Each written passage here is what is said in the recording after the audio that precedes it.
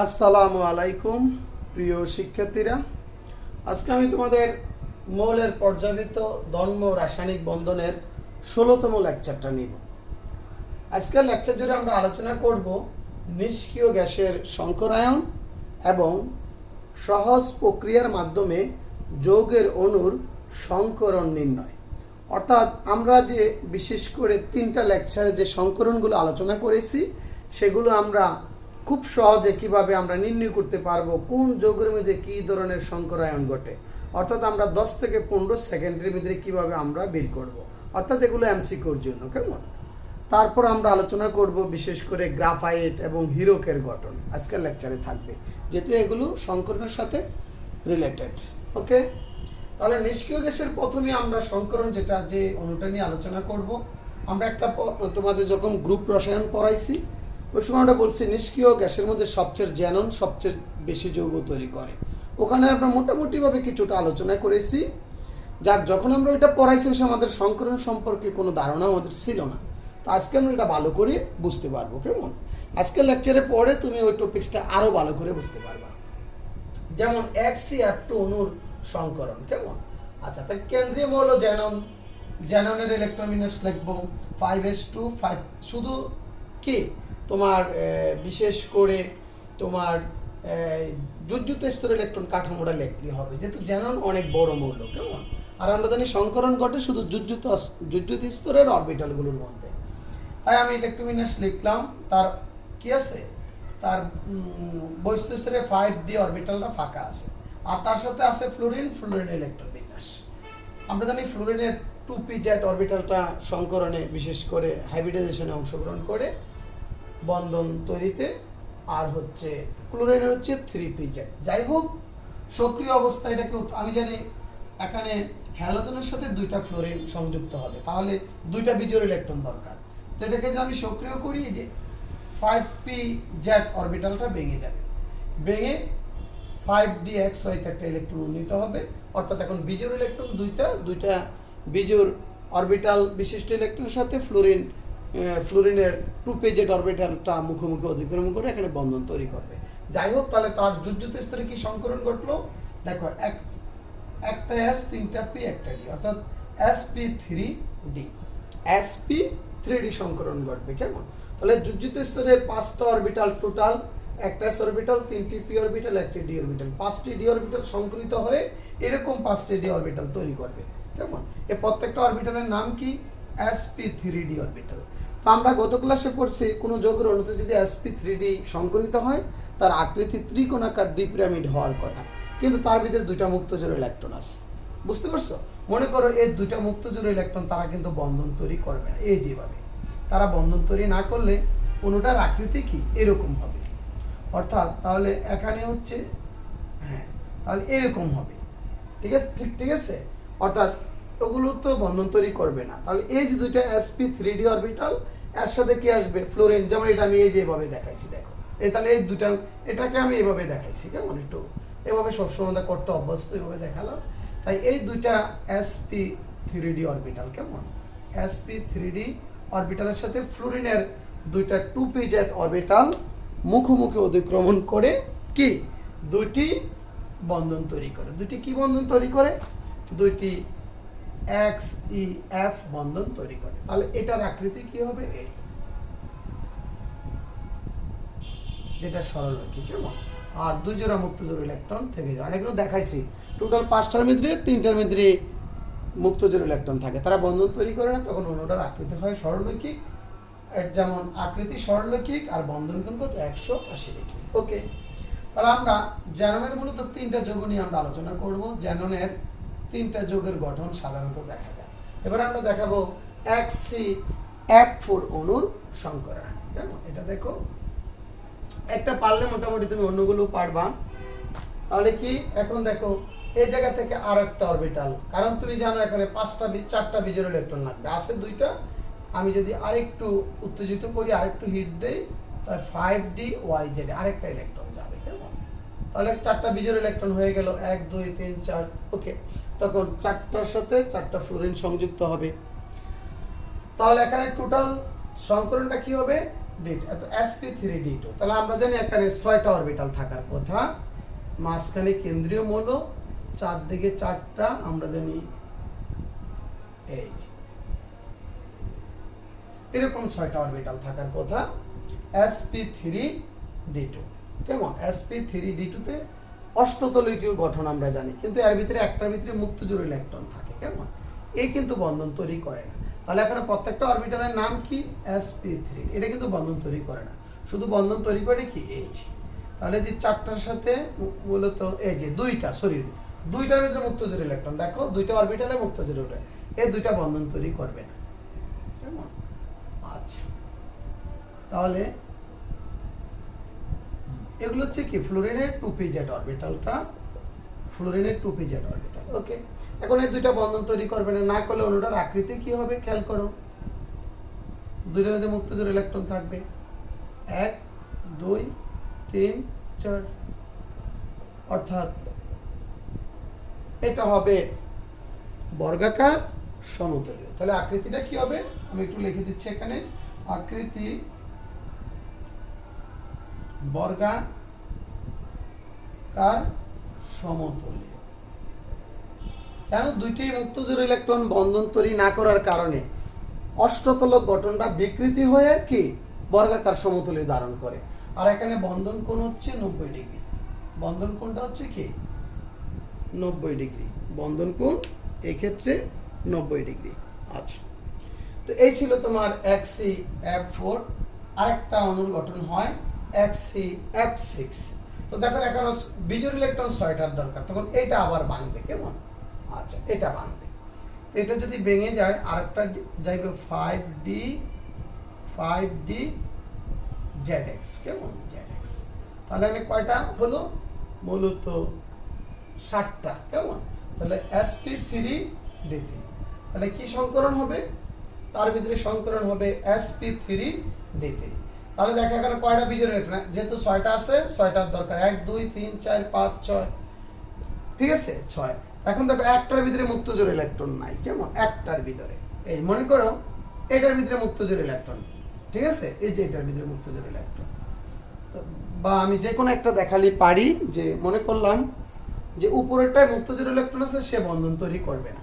এখন এটা কিন্তু বন্ধন তৈরি করবে। ওকে, এই যে এটা বন্ধন তৈরি করবে, এটার সাথে আরেকটা কি আসবে? ফ্লোরিন আসবে। 5টা। কেমন? তো কটা হলো? 1 2 3 4 5 6, 7টা কিন্তু। আরেকটা এই যে এই জায়গায় হবে, বুঝতে পারছো? তাহলে 1 2 3 4 5 6 কয়টা বন্ধন তৈরি করলো? 1 2 3 4 5, আর এদিকে একটা। ওকে, তাহলে এটা কিন্তু পঞ্চকোণীয় দ্বিপিরামিডই হওয়ার কথা, পঞ্চকোণীয় দ্বিপিরামিড, কিন্তু এটা পঞ্চকোণীয় দ্বিপিরামিড হবে না, কারণ একটা অরবিটাল এই যে এটা বন্ধন তৈরি করবে না। এই যে এটা যার ভিতরে মুক্ত জোড় ইলেকট্রন আছে সে কিন্তু বন্ধন তৈরি করে না। না করলে কি হবে? এই যে এটা বন্ধন তৈরি হবে, এখানে একটা হবে আর এই জায়গায় একটা হবে। কেমন? এই যে আমরা জানি এই গঠনটা হচ্ছে পঞ্চকোণীয়। কেমন? এক পঞ্চকোণীয় পিরামিডে, দ্বিপিরামিডে হবে না, এখানে পিরামিড একটা হবে। যাই হোক, এই আকৃতিটা হচ্ছে পঞ্চকোণীয় দ্বিপিরামিডে, যেরকম আকৃতিটা, সরি এই যে পঞ্চকোণীয়, এখানে একটা পিরামিড হবে। তাহলে আকৃতি কি হবে? আকৃতিটা হবে পঞ্চকোণীয় দ্বিপিরামিডীয়, না পিরামিডীয়। কেমন? আর এখানে বন্ধন কোণটা আমি তেমন কোথাও পাইনি। আগেরটার বন্ধন কোণ ছিল কত? sp3d তে 72 আর সম্ভবত 90, ঠিক আছে, কিন্তু এটার বন্ধন কোণটা হয়তো বা কিছুটা চেঞ্জ হবে, যেহেতু একটা মুক্ত জোড় ইলেকট্রন আছে। এটা আমি কোনো বইয়ের মধ্যে তেমন এই পর্যন্ত পাইনি, কেমন, এই জন্য আমি অ্যাড করতে পারিনি। আচ্ছা, তো মোটামুটি আমরা নিষ্ক্রিয় গ্যাসের সংকরণটা হয়ে গেল। আচ্ছা, তারপরে আমি একটু অ্যাডভান্স যে জিনিসটা নিয়ে আলোচনা করতে চাই, সেটা হচ্ছে তোমার গ্রাফাইট এবং হিরোকের গঠন। কেমন? গ্রাফাইট এবং হিরোকের গঠন, গ্রাফাইট এবং হিরোকের গঠন। আচ্ছা, একটা জিনিস মনে রাখবা তোমরা, আমরা যে বেনজিনের গঠন জানি, কেমন বেনজিন, কেমন বেনজিনের গঠনের একটা ইনফরমেশন তোমরা একটু মনে রাখো, কারণ অনেক সময় মনে নাও থাকতে পারে, মনে হলো বলে দিচ্ছি। আমরা জানি বেনজিনের প্রত্যেকটা কার্বন কেমন, এর হচ্ছে বেনজিন কেমন, বেনজিনের প্রত্যেকটা কার্বন sp2 সংকরিত, 6টা কার্বন 6টা কার্বনই sp2 সংকরিত। বুঝতে পারছো? 6টা কার্বন sp2। এটার স্পেশাল হচ্ছে এখানে যে কার্বন কার্বন বন্ধন দূরত্ব, এটা সাধারণত একক বন্ধন এবং দ্বিবন্ধনের মাঝামাঝি, অর্থাৎ তার কার্বন কার্বন বন্ধন কোনটা হয় 1439 অ্যাংস্ট্রম বা 0.139 ন্যানোমিটার। কেমন, এটা একটু মনে রাখো, অর্থাৎ এটা একটা স্পেশাল। বুঝতে পারছো যে কার্বনের প্রত্যেকটা কার্বন sp2, কিন্তু তাদের কার্বন কার্বন দ্বিবন্ধন, অর্থাৎ এই যে এলকিনের যে কার্বন কার্বন দ্বিবন্ধন, এই কার্বন কার্বন দ্বিবন্ধন কিন্তু 1.34 ন্যানোমিটার, সরি অ্যাংস্ট্রম কেমন, বা 0.134 ন্যানোমিটার, কিন্তু এটা কিন্তু না, অর্থাৎ এইটা, অর্থাৎ একক বন্ধন আর দ্বিবন্ধন। একক বন্ধন ছিল কত 1.54 sp3তে, sp3তে যেটা একক বন্ধন ছিল একক বন্ধনের বন্ধন দূরত্ব 1.54, দ্বিবন্ধনের কত 1.34, এই দুইটার মাঝামাঝি হচ্ছে কত 1.39 অ্যাংস্ট্রম। এটা একটু মাথায় রাখো কেমন, এটা পরীক্ষাতে অনেক সময় আসে, স্টুডেন্টরা ভুল করে। আর আরেকটা জিনিস আমরা একটু আলোচনা করব, সেটা হচ্ছে গ্রাফাইট এবং হীরকের গঠন। গ্রাফাইট জাস্ট এখান থেকে একটা অনুধাবনমূলক প্রশ্ন আসে। আমি গ্রুপ রসায়নে বিশেষ করে গ্রাফাইট হীরক একটু ধারণা দিয়েছি, যেহেতু আমরা ওখানে আলোচনা, এটা সংকরণ দিয়ে আলোচনা করতে হবে, যেহেতু আমাদের সংকরণ ওই সময় আমরা পড়াই নাই, তো সুতরাং ওখান থেকে তুমি ভালো বুঝবা না। আজকাল লেকচারে পড়ে তুমি হীরক এবং গ্রাফাইট সম্পর্কে একটা ধারণা পাবা। মনে রাখবা গ্রাফাইটে কার্বনের দুইটা রূপভেদ, একটা হচ্ছে হীরক আর একটা হচ্ছে গ্রাফাইট। আমরা জানি গ্রাফাইটের প্রত্যেকটা কার্বন sp2 সংকরিত, প্রত্যেকটা কার্বন sp2। তাহলে আমরা জানি sp2তে প্রত্যেকটা কার্বনের এই গঠন থাকে। আমরা রিসেন্টলি পড়েছি যে 3টা হাইব্রিড অরবিটাল, ঠিক আছে, 3টা sp2 অরবিটাল, একটা অসংকরিত অরবিটাল থাকে কেমন, এই গ্রাফাইট। তাহলে গ্রাফাইটে প্রতিটা কার্বন sp2 সংকরিত, তাই গ্রাফাইট গঠনে প্রত্যেকটা কার্বন পরমাণু সর্বোচ্চ 3টা কার্বন পরমাণুর সাথে সংযুক্ত অবস্থায় থেকে বিশাল আকারের একটা জালের সৃষ্টি করে। আর এই জালকে প্রত্যেকটা কার্বনে একটি করে 2p-z অরবিটাল থাকে। এই 2p-z অরবিটালে একটি করে বিজোড় ইলেকট্রন থাকে। আমরা জানি কার্বনের উত্তেজিত অবস্থা, এটা কিন্তু আমরা জানি কার্বনের যে উত্তেজিত অবস্থা electron বিন্যাসটা 1s2 2s1 2px 2py 2pz, এই হচ্ছে কার্বনের আমরা জানি sp2। আর এই যে অরবিটালটা হচ্ছে যে এটা 2pz, তো তার ভিতরে একটা বিজোড় ইলেকট্রন থাকে। যেহেতু বিজোড় ইলেকট্রন থাকে, তাহলে গ্রাফাইটের গঠনে অসংখ্য মুক্ত ইলেকট্রন থাকবে, যার কারণে গ্রাফাইট বিদ্যুৎ পরিবাহী। এবং গ্রাফাইটের প্রত্যেকটা স্তর থাকে, যে স্তরগুলোর ভিতরে অসংখ্য মুক্ত ইলেকট্রন থাকে, যার কারণে গ্রাফাইট পিচ্ছিল পদার্থ, তার নরম ধাতু, নরম, এবং তারা গলনাঙ্ক স্ফুটনাঙ্ক খুব কম হয়। যেহেতু এর ভিতরে অসংখ্য মুক্ত ইলেকট্রন থাকে, তার ফাঁকা জায়গা থাকার কারণে তার আপেক্ষিক গুরুত্ব কম হয়। অর্থাৎ গ্রাফাইটের গঠনটা হচ্ছে এরকম। আমি একটু দেখাচ্ছি তোমাদের, তারপর আমি একটা চিত্র দেখাবো। এই যে একটা জালের মতো কেমন, এই যে আচ্ছা,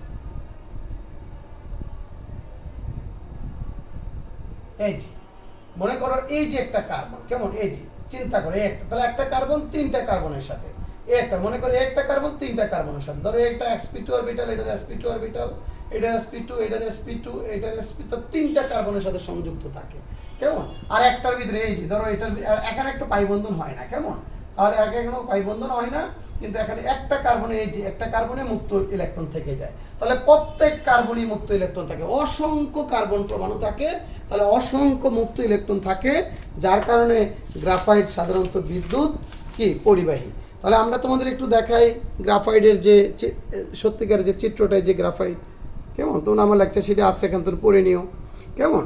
তাহলে গ্রাফাইটের খেয়াল করো, ওই যে স্তরগুলো এভাবে সজ্জিত থাকে, একটা স্তর থেকে আরেকটা স্তরের দূরত্ব হচ্ছে 0.335 ন্যানোমিটার। বুঝতে পারছো? আর যার কারণে আমরা বলছি গ্রাফাইটের অসংখ্য স্তর দুর্বল ভ্যান্ডারওয়ালস বলের মাধ্যমে পরস্পর যুক্ত থাকার কারণে গ্রাফাইট পিচ্ছিল নরম প্রকৃতির হয়। প্রতিটি স্তরে ফাঁকা স্থানে থাকার কারণে গ্রাফাইটের আপেক্ষিক গুরুত্ব কম হয়। গ্রাফাইটের আপেক্ষিক গুরুত্ব 2.25 কেমন। এবার আসো হীরক। আমরা একটু বলে দিই, এটা হচ্ছে হীরকের গঠন। কেমন? হীরকের প্রত্যেকটা কার্বন sp3 সংকরিত, প্রত্যেকটা কার্বন sp3 সংকরিত। তাহলে sp3 সংকরিত হলে তার ভিতরে কোনো মুক্ত ইলেকট্রন থাকে না। এটা খুব জটিল কেমন এই গঠনটা দেখাতে।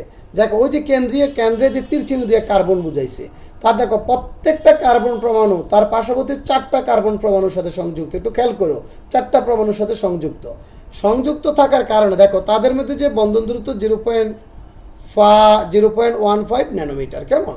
প্রত্যেকটা কার্বনের। আচ্ছা যাই হোক, তাহলে এরূপ গঠনে কোনো মুক্ত ইলেকট্রন থাকে না, কারণ কার্বনের প্রত্যেকটা কার্বন পরমাণু 4টা কার্বন পরমাণুর সাথে সংযুক্ত থাকে, কোনো মুক্ত ইলেকট্রন থাকে না, যার কারণে গ্রাফাইট বিদ্যুৎ অপরিবাহী, ডায়মন্ড বিদ্যুৎ অপরিবাহী। অর্থাৎ ডায়মন্ড বলতে আমরা যেটাকে হীরককে বুঝাচ্ছি। কেমন?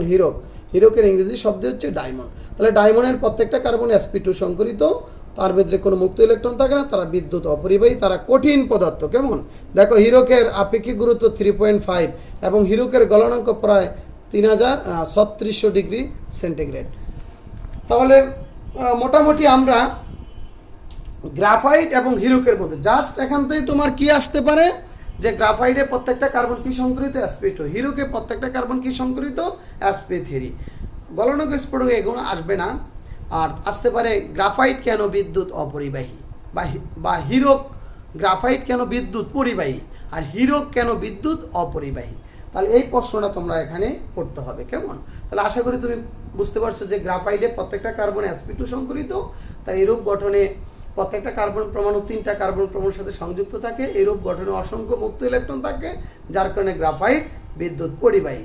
আর হীরকে প্রত্যেকটা কার্বন sp3 সংকরিত, আর প্রত্যেকটা কার্বন তার পার্শ্ববর্তী 4টা কার্বন পরমাণুর সাথে সংযুক্ত থাকে, এরূপ গঠনে লোকালাইজড অবস্থা থাকে, অর্থাৎ কোনো মুক্ত ইলেকট্রন থাকে না, যার কারণে গ্রাফাইট বিদ্যুৎ যার কারণে হীরক বা ডায়মন্ড বিদ্যুৎ অপরিবাহী।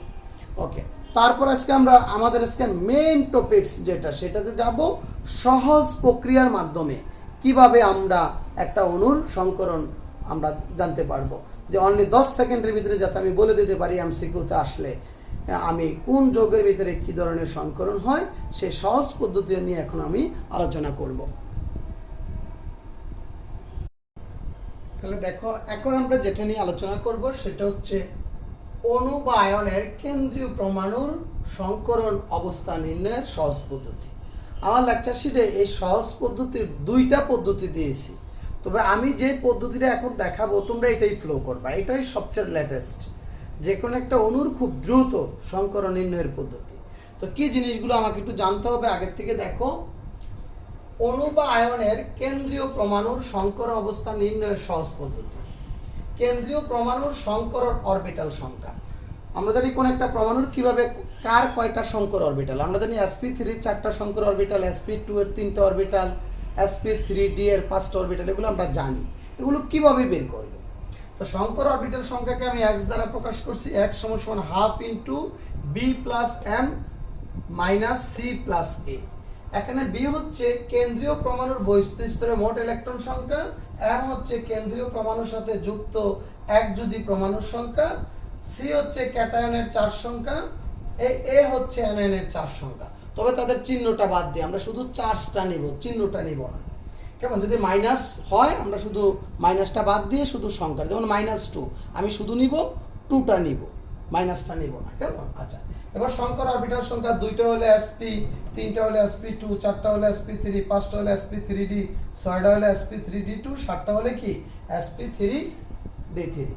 আর সুবিধার্থে তুমি এই কয়েকটা মৌলের কি যদি জুজুত স্তর ইলেকট্রন কাঠামো তুমি সবসময় মাথায় রাখো, তাহলে তুমি খুব দ্রুত কাজগুলো করতে পারবা। আমি জানি বেরিলিয়ামের বাইরে 2টা ইলেকট্রন থাকে জুজুত স্তরে, বোরন অ্যালুমিনিয়ামের 3টা থাকে, কার্বন সিলিকনের 4টা থাকে, নাইট্রোজেন ফসফরাসের 5টা থাকে, অক্সিজেন সালফারের 6টা থাকে, নিয়ন জ্যানন এদের 8টা থাকে। কেমন? এটুক জানলে মোটামুটি আমাদের হয়ে যাবে। কেমন? তাহলে আমরা তোমাদের এখন একটু এক এক করে একটু দেখাচ্ছি। কেমন? আমরা একটু দেখাচ্ছি তোমাদের কয়েকটা যৌগের উদাহরণ দেব আমরা প্রথমেই। আচ্ছা, খেয়াল করো, প্রথমে আমরা sp দিয়ে শুরু করতে চাই। কেমন? প্রত্যেকটার 2টা করে উদাহরণ দেব। কেমন?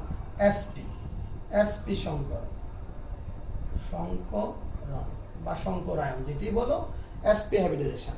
আমি যদি বেরিলিয়াম 2 মানে এত এর সংকরণ আলোচনা করি, অর্থাৎ এখানে এই অণুতে কি সংকরণ ঘটবে, সংকরণ বলতে কেন্দ্রীয় পরমাণু, তাহলে আমাকে x এর মান বের করতে হবে, ঠিক না?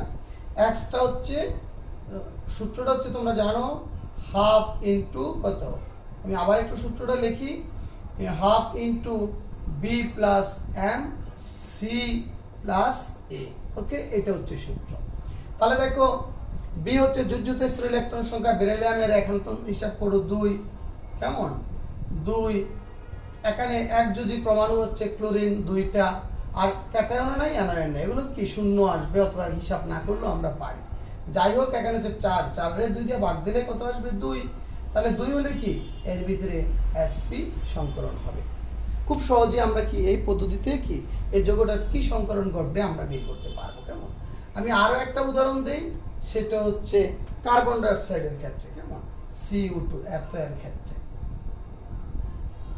x সমান মানটা বের করো, হাফ কার্বনের বাইরে 4টা, আর এখানে দ্বিযোজী পরমাণু, এটা কাউন্টে আসবে না, একযোজী পরমাণু নাই, শূন্য, সব শূন্য, কেমন শূন্য। তাহলে এটা কি কত, 2 এর 2 দিয়ে ভাগ দিলে 2, অর্থাৎ sp সংকরণ।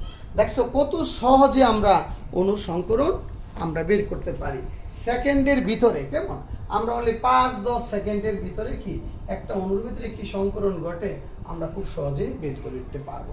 কোন কোন যৌগের ভিতরে সাধারণত এই ধরনের সংকরণ ঘটে, যেমন zinc chloride, carbon monoxide, magnesium chloride, calcium chloride, mercury chloride, কেমন, তারপর BeF2 ইত্যাদি ইত্যাদি অণুতে সাধারণ কি sp2 সংকরণ ঘটে, sp সংকরণ ঘটে। তো মোটামুটি আমরা sp সংকরণটা শিখলাম।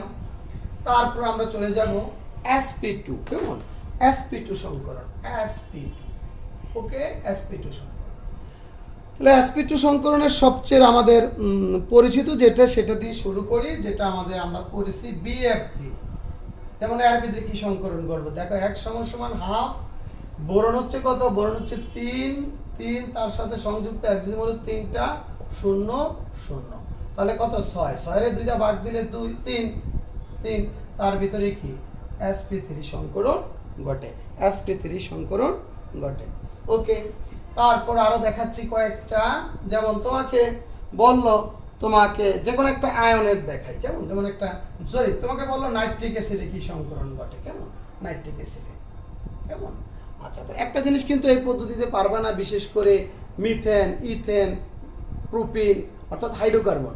হাইড্রোকার্বনে আমরা বলছি একক বন্ধন থাকলে sp3, দ্বিবন্ধন থাকলে সাধারণত কোন একটা কার্বন যদি দ্বিবন্ধন তৈরি করে অন্য একটা কার্বনের সাথে, তখন অর্থাৎ এলকিনের ক্ষেত্রে sp2, অ্যালকাইনের ক্ষেত্রে sp, বুঝতে পারছো, ওইটা আমরা ওইভাবে হিসাব করব। যেমন নাইট্রিক অ্যাসিডে কি সংকরণ ঘটে, নাইট্রিক অ্যাসিডের কেন্দ্রে নাইট্রোজেন। তাহলে দেখো x এর মান তুমি বের করো, তুমি নাইট্রোজেনের হচ্ছে 5, আর কেমন হাফ ইনটু হাফ তো আসবে 5 + 1, আর কেমন দ্বিযোজী পরমাণু কাউন্ট নাই, ওগুলো সব শূন্য, তখন তো 6 আসে, তো 6 এর 2 দিয়ে ভাগ দিলে 3, তাহলে নাইট্রিক অ্যাসিডে কি সংকরণ ঘটে, sp3 সংকরণ, sp2 সংকরণ ঘটে, sp2, যেহেতু 3টা। একটা আয়নের আমরা একটু দেখাই তোমাদের সুবিধা হবে, যেমন কার্বনেট আয়ন, কেমন CO3, কেমন এটা। আচ্ছা, তাহলে এখানে আমরা কি হিসাব করব, কার্বনের হাফ ইনটু কার্বনের 4, দ্বিযোজী পরমাণু 0, দেখো এটা হচ্ছে ক্যাটায়ন, তোমার যেহেতু এটা একটা অ্যানায়ন, কেমন, তাহলে অ্যানায়ন m এর মান 0, এটার মানও 0, আর এটার মান কত 2, কেমন অ্যানায়নের চার্জ হচ্ছে 2, আমি কিন্তু মাইনাসটা নেব না, আগেই বলছি। তাহলে কত আসে দেখো, 2 4 6 আসে, 6 এর 2 দিয়ে ভাগ দিলে কত আসে 3, তাহলে এই যৌগটার ভিতরে কি সংকরণ ঘটে, তোমার sp3 সংকরণ ঘটে। আচ্ছা, আমাকে যদি বলতো এই কার্বনিক অ্যাসিডে কি সংকরণ ঘটে, এটাই হতো, দেখো কার্বনের কত 4, হাইড্রোজেনের কত 2, অ্যানায়নের 0, ক্যাটায়নের 0, তো এটা 6, 2 দিয়ে ভাগ দিলে কত, তাহলে কার্বনিক অ্যাসিডে কি সংকরণ ঘটে, কার্বনের sp3 সংকরণ ঘটে, কেমন। আচ্ছা, sp3 না sp2 সংকরণ ঘটে। তাহলে মোটামুটি আমরা sp2 হয়ে গেল, তারপর আমরা দেখাবো sp3, কেমন sp3 সংকরণ দেখাবো কেমন। তো sp3 তে প্রথম কার্ডটা একটু দেখাবো দেখি। যেমন আমাকে একটা যৌগ দিল ধরো PCl3 কেমন, PCl3 এই যৌগের মধ্যে কি সংকরণ ঘটে কেমন। আচ্ছা তাহলে আমরা একান্তন বের করব x এর মান হাফ, ফসফরাসের হচ্ছে 5, 5 আর 3 ওগুলো সব শূন্য, যেহেতু এটা ক্যাটায়ন আয়ন নাই ওগুলো আমরা কাউন্ট না করলেও পারি। কত 8, 8 এ 2 দিয়ে ভাগ দিলে 4, তাহলে কি সংকরণ আসে sp3, বুঝতে পারছো। আচ্ছা তাহলে মোটামুটি আমরা পারবো। তারপর আরো একটা দেখাই তোমাকে, যদি বলে পানির অণুতে কি সংকরণ ঘটে কেমন, পানি অ্যামোনিয়া যেটাই হোক, তাহলে 1 সমান হাফ, অক্সিজেনের হচ্ছে 6, দ্বিযোজি কত 2টা, সরি একযোজি পরমাণুর সংখ্যা, দ্বিযোজি এখানে নাই, ঠিক না। তো কত 8, 8 এর 4 2 দিয়ে ভাগ দিলে 4, sp3, বুঝতে পারছো। আমরা sp3 কি সংকরণ ঘটে আমরা এটা দিয়ে খুব সহজেই করতে পারবো। আমরা আরো কয়েকটা তোমাদের দেখাই, তোমাকে একটা আয়ন দিয়ে দেখাই, যেমন NH4 আয়ন, এই আয়নে কি সংকরণ ঘটে। আরো আমি অনেকগুলো দিয়ে দিয়েছি, তোমরা দেখতে পারবা। দেখো এখানে নাইট্রোজেনের কত 5, হাইড্রোজেন 4টা, আর ক্যাটায়ন কত একটা কেমন। তো কত আসে দেখো 4, 5, 9, 9 তো দিয়ে গেলে 8, 8 এর 2 দিয়ে ভাগ দিলে 4, কত আসে sp3। তাহলে আশা করি আমরা এই ধরনের সংকরণ পারবো। sp3টাও দেখালাম। তারপর দেখাচ্ছি যারা সালফিউরিক অ্যাসিড বললো কেমন, সালফিউরিক অ্যাসিডের সালফারের কি সংকরণ ঘটে কেমন। তো সালফিউরিক অ্যাসিডের সালফারের সংকরণ দেখো, সালফার হচ্ছে 6 আর দ্বিযোজি 2 কেমন, আর একযোজি, দ্বিযোজি তো কাউন্ট হবে না, তো কত 8, 8 এর 2 দিয়ে ভাগ দিলে 4, অর্থাৎ sp3, অর্থাৎ এই সালফিউরিক অ্যাসিড সালফারের কি sp3 সংকরণ, অর্থাৎ এই সালফিউরিক অ্যাসিডে কোনো দ্বিবন্ধন নাই কেমন। সালফিউরিক অ্যাসিডের এখানে কোনো দ্বিবন্ধন থাকলে কিন্তু sp2 হতো। আচ্ছা তারপর আমরা যেখানে যাব এগুলো তো আর লাগতেছে না আমাদের। আচ্ছা তারপর আমরা চলে যাব তোমার sp3d তে কেমন,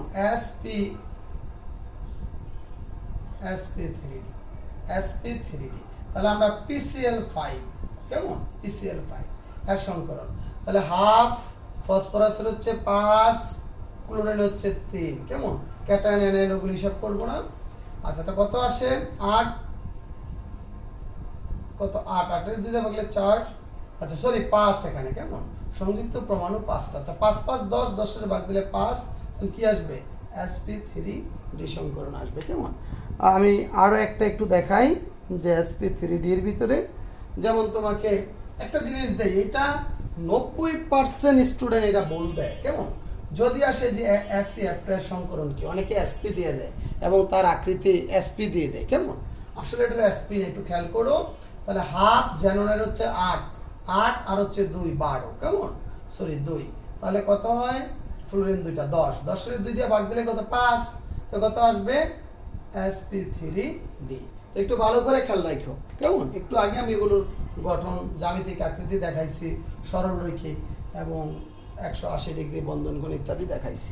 তারপর আসো sp3d2, যেমন SF6 কেমন, আমরা এখানে কি সংকরণ করছি বের করব, হাফ 6, সালফারের হচ্ছে 6 আর 6 কেমন, তো 12, 12 এর 2 দিয়ে ভাগ দিলে কত 6, 6 হলে কি সংকরণ sp3d2।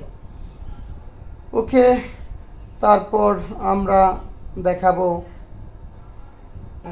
যেমন এই যে XC, যেমন আরেকটা যৌগ এই যে XCF4, ঠিক আছে, খুব সহজে আমরা বের করতে পারো। XC মানে কত 8 কেমন, 8 আর 4 কেমন 12, তো 12 এর 2 দিয়ে ভাগ দিলে কত হয়, তাহলে এই অণুর ভিতরে কি সংকরণ ঘটে sp3d2, sp3d2। তারপর সর্বশেষ কেমন, সর্বশেষ যেটা আসবো সেটা হচ্ছে sp3d3 কেমন, IF7, তাহলে I কত হাফ, হ্যালোজেন, হ্যালোজেনের কত আমরা জানি, হ্যালোজেনের হচ্ছে এখন হ্যালোজেনটা কোনো দেই নাই, অর্থাৎ হ্যালোজেন সময়ের কত 7টা ইলেকট্রন থাকে, হ্যালোজেন কয়টা থাকে 7টা, তো 7 যোগ 7 তো কত আসে 14, 14 এর 2 দিয়ে 7, তো 7 ভাগ দিলে কত আসবে sp3d3। তারপর আর একটা দেখে আমরা শেষ করি, সেটা হচ্ছে HCF6। এর মধ্যে কি সংকরণ ঘটে দেখো, তাহলে এটা আমরা হিসাব করব।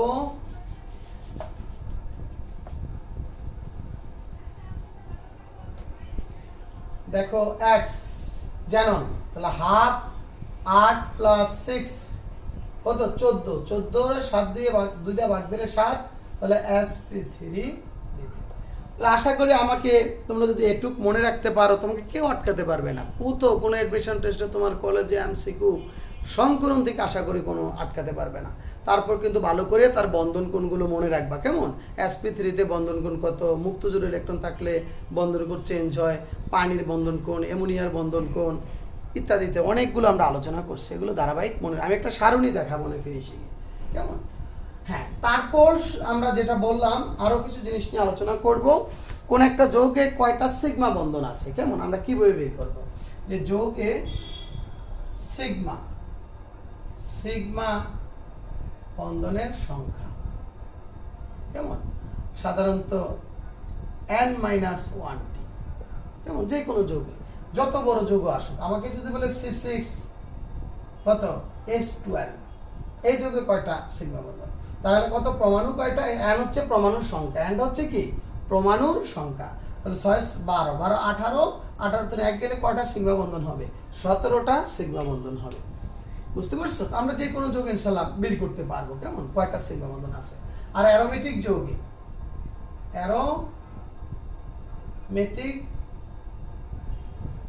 যৌগে সিগমা বন্ধনের সংখ্যা nটি।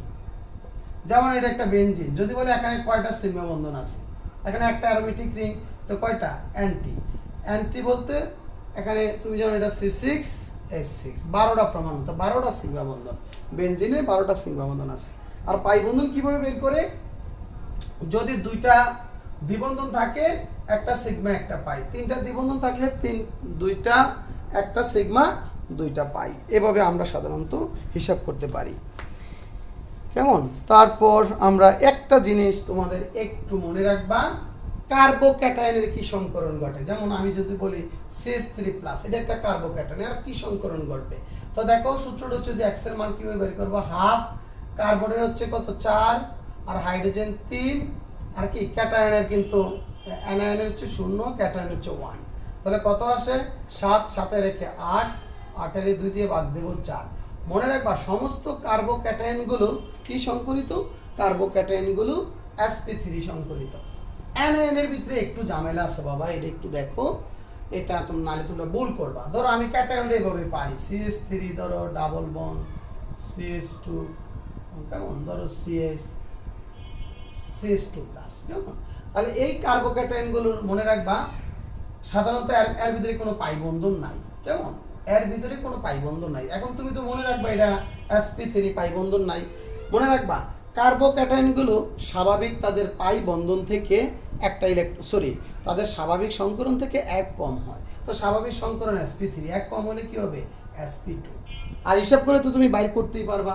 আর এই কার্বনটা কি? এটা sp, এই কার্বন এটা sp2, এটা sp3, কারণ এর ভিতরে কি কোনো দ্বিবন্ধন নাই, সবগুলো কার্বনই একক বন্ধনে আছে হাইড্রোজেনের সাথে, অর্থাৎ কার্বনের সাথে হাইড্রোজেনের একক বন্ধন আছে এইটা। তাহলে আমরা খুব সহজেই বের করতে পারি, কেমন? কিন্তু কার্বন আয়নের ক্ষেত্রে একটা সমস্যা, কার্বনের ক্ষেত্রে এরকম হয়, যেমন CH3 ডাবল সিঙ্গেল বন্ড, ধরো ডাবল বন্ড, ধরো এটা কি দিলাম CH3 CH2 মাইনাস, কেমন? আরেকটা দিলাম CH3 CH double bond CH2, একটা দিলাম, আরেকটা দিলাম এরকম এই জায়গায়। মনে রাখবা এইটা একটু ঝামেলা। মনে রাখবা কোনো কার্বনে যদি মুক্ত জোড় ইলেকট্রন থাকে, এখানে কিন্তু একটা মাইনাস চার্জ মানে একটা মুক্ত জোড় ইলেকট্রন, তখন এই কার্বনটা কি সংকরণ ঘটবে? তার পাশের কার্বন যেই সংকরণ ঘটবে, এই কার্বনটা একই সংকরণ ঘটবে। তাহলে আমি জানি এটা sp3, এই কার্বন sp3, যেহেতু এর মধ্যে কি নাই কোনো দ্বিবন্ধন নাই sp3, তাহলে এই কার্বনটাও কি হবে? sp3 হবে। যদি এই কার্বনটা কি মুক্ত জোড় ইলেকট্রন আছে, এটার মধ্যে একটা লোন পেয়ার ইলেকট্রন আছে, সুতরাং তার পাশের কার্বন এটা কিন্তু যেহেতু দ্বিবন্ধন আছে, এটা sp2 সংকরণ, আর এটাও sp2, এটাও sp3, তাহলে এটাও কি হবে, এটাও sp2 হবে। দেখো এই কার্বন একটা মুক্তজোড় ইলেকট্রন আছে কার্বনের উপরে বা একটা ঋণাত্মক চার্জ আছে, তাহলে তার পাশের কার্বনের যে সংকরণ এটার একই সংকরণ, তো এটার sp সংকরণ, এটার হবে sp সংকরণ। তো এই জিনিসগুলো একটু এক্সট্রা অর্ডিনারি, কেমন একেবারে যদি কোনো স্টুডেন্ট না জানে এটা 100% ভুল করবে, সেটা কিন্তু sp3 দিয়ে দিবে, যে মনে করবে এখানে তো কোনো কি নাই, এখানে তো কোনো দ্বিবন্ধন নাই। তাহলে বুঝতে পারছো, যদি কার্বনে একটা মুক্তজোড় ইলেকট্রন থাকে বা একটা ঋণাত্মক কার্বনের উপর ঋণাত্মক চার্জ থাকে, সেটাকে আমরা বলি কার্বানায়ন। তাহলে কার্বানায়নগুলোর কার্বোক্যাটায়নগুলোর সংকরণ হচ্ছে sp3 sp2, আর কার্বানায়নগুলোর হচ্ছে কার্বানায়ন কার্বনটা যে কার্বনের সাথে সংযুক্ত ওই কার্বন যে সংকরণ, কার্বানায়নের ওই কার্বনটাও একই সংকরিত হবে। ওকে, তো এই ছিল মোটামুটি আজকের লেকচারটা। তাহলে আমরা মোটামুটি যেটুকু আলোচনা করলাম সংকরণ নিয়ে, এটুকু একটু মাথায় রাখো তোমরা। আর আমি একটা সারণী তোমাদের একটু দেখাই, সেটা হচ্ছে, আর আরেকটা কথা বললাম, আমি যেহেতু আরও কিছু দেখাইতে পারতাম, একটা সারণী তৈরি করি নাই, যেহেতু আমি চিন্তা করছি যে এক্সক্লুসিভ একটা ভিডিও তোমাদের জন্য তৈরি করছি, কেমন ওই এক্সক্লুসিভ ভিডিওটা তোমরা দেখবা, ভিডিওটা তোমরা দেখলে আরও ডিটেলস জানতে পারবা। তারপর আমি একটা ছোট্ট সারণী এখানে করে দিব, যেটা পরীক্ষার জন্য খুবই ইম্পর্টেন্ট। দেখি আমি ভিডিওটা কত মিনিট হয়েছে একটু দেখে নিই। আচ্ছা দেখো, এই সারণীটা তোমরা একটু দেখবা, এখানে দেখো সবটা মনে রাখার দরকার নাই। BeCl3 তার মধ্যে কি সংকরণ ঘটে, sp, তার বন্ধন কোণ কত, আকৃতি কি সরলরৈখিক, বন্ধন কোণ 180, এবার এটুক মনে রাখতে পারলে হবে। BeCl3 sp2 সংকরণ, তার আকৃতি দেখো, আকৃতি সমতুলীয় ত্রিভুজীয়, বন্ধন কোণ 120। মিথেন sp3 চতুস্থলকীয়, আকৃতি চতুস্থলকীয়, আকৃতিও দেওয়া আছে দেখো, 109 ডিগ্রি 28 মিনিট বা 9.5 ডিগ্রি লেখছে, অর্থাৎ আদর্শ মান 109 ডিগ্রি 28 মিনিট। তারপর NH3 sp3 ত্রিকোণাকার পিরামিডীয়, সাধারণত আকৃতি হচ্ছে পিরামিডীয় কি, তারপর কি 107 ডিগ্রি, কেমন। তারপর পানিতে বিআকৃতি sp3 সংকরণ ঘটে 104.5 ডিগ্রি, কেমন। তারপর PCl5 sp3d সংকরণ ঘটে ত্রিভুজীয় দ্বিপিরামিড, তোমার ইয়াটা হচ্ছে বন্ধন কোণ হচ্ছে 120 ডিগ্রি, আর হচ্ছে কত, 120 আর হচ্ছে 90, অর্থাৎ সমতলে 120, উলম্বে 190। তারপর দেখো দেওয়া আছে ISF6 sp3d2, তারপর অষ্টতলকীয়, বন্ধন কোণ 90, কেমন। IF7 তোমার sp3d3 পঞ্চভুজীয় বা পঞ্চকোণীয় দ্বিপিরামিড, আকৃতি কিন্তু সবগুলোই সাথে সাথে দেখানো আছে। তারপর 72 আর হচ্ছে 90। তাহলে মোটামুটি এটুকুই থাকুক আজকের লেকচারটা। আর আরেকটা আমি সারণী তোমাদের দেখাতাম, আর দেখালাম না, কারণ এটা ওই এক্সক্লুসিভ ভিডিওটাই আছে, অর্থাৎ হাইব্রিডাইজেশন এক্সক্লুসিভ একটা ভিডিও আমি দিব, অলরেডি আগেই করে ফেলেছি। ওই ভিডিওটা দেখলে তোমরা সংকরণ সম্পর্কে আরও ভালো একটা ধারণা তোমরা নিতে পারবে, কেমন। তাহলে ভালো থাকো, আল্লাহ হাফেজ।